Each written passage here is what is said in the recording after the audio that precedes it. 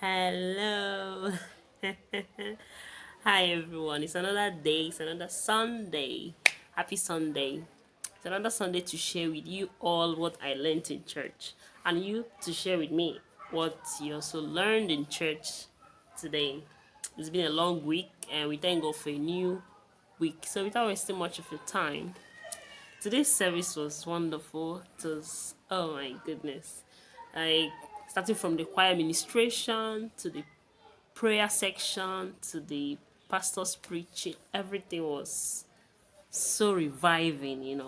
So we had some choir ministration. The songs were so wonderful. One of the songs was about if you have pain, God is a pain taker. If you have chains, God is a chain taker. And then, yeah, that's some of the lyrics. I can't remember exactly, but it was like, God is an antidote to your problems. So that was very encouraging, reminding you that God is God and He was here before us all. He was here before our problems. You know, it was a wonderful ministration by the choristers. So, for the message, we had, message about salvation, about sanctification, about being conscious of your lifestyle as a child of God. You know, in this our generation, we're exposed to a whole lot of things. We're youth of these days. Some of them even think that hellfire will be fun. So, like, what I mean is that a lot of people are very ignorant. A lot of people are very carried away by the trends, forgetting that there is really something more important than any other thing, which is your soul, saving your soul.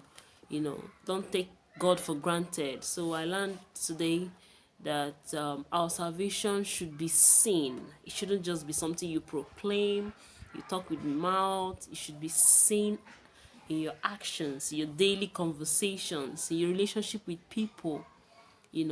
You should really practice what you said you've repented from. You should really practice that. If you have denounced or repented from anything, you shouldn't go back to them. That's what we learned today.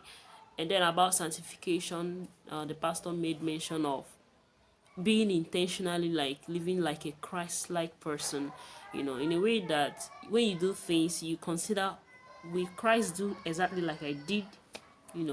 Will Christ go to this place I'm going to? Will Christ answer this person like I just answered? Will Christ think like I'm thinking? Will Christ respond like I just responded? Like doing things with the consciousness that you're not a casual person anymore. You have given your life to God and you want to please Him and make heaven at last. The message was very reviving. Like I said, we had prayer sections as well where we have to pray. If you're a child of God already, we had time to reconcile with God. If there's any way you have fallen short of God's glory, we had a whole lot of prayer points, and we also prayed for those who haven't repented, the newcomers to the church, and all of that. We had some, what did they call it again? What they used to call it again? Like altar call, yeah, something like that. Don't mind me. So we had altar call. We had so many people, coming out to give their life to Jesus, and it was wonderful. So this is what I learned today. I couldn't talk in details today, but this is the main thing. So I would like to add that if you're going to any church and your pastor does not, in one way or the other, remind you of eternity, remind you of the end, you're not doing yourself well. I'm not going to talk about your pastor here. I'm talking about you yourself. You're not doing yourself well. If you're going to a church that the only thing they talk about there is prosperity or battles against the evil and the enemy and all of that, they don't focus on having you on the right track to Christ, having you on the right track to heaven, having you on the right track with Christ. You don't talk about that as often as possible. You're doing yourself like you're not ready. I'm serious, because It's okay to have all the miracles, all the deliverances, all the breakthroughs, all the money, all the wealth, all the whatever it is.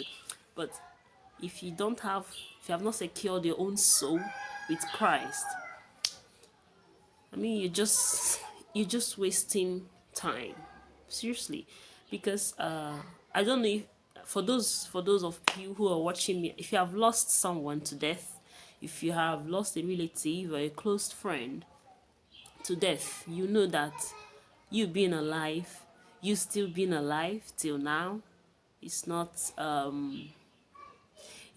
your, like, you don't deserve it.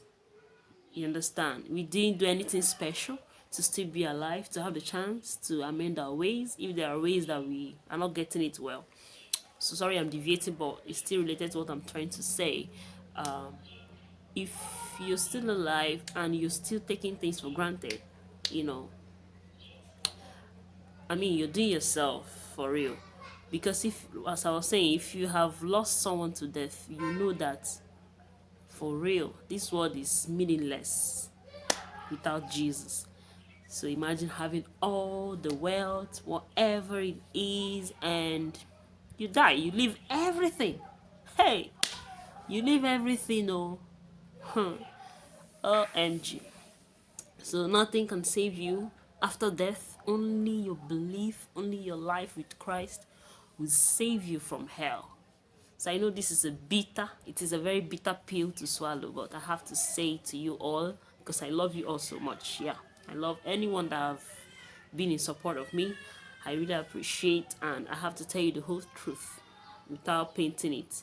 So love yourself so much that you go to a good church, so that where your pastor is not ashamed or even stammering to talk to you about God's kingdom, God's punishment. Yes, he's a merciful God, but he's also a consuming fire. So do yourself well to go to church and listen to a good preacher who talks about everything that God wants you to hear. Thank you for watching. Thank you for watching. Thank you for watching. I hope you all don't zoom out from my channel.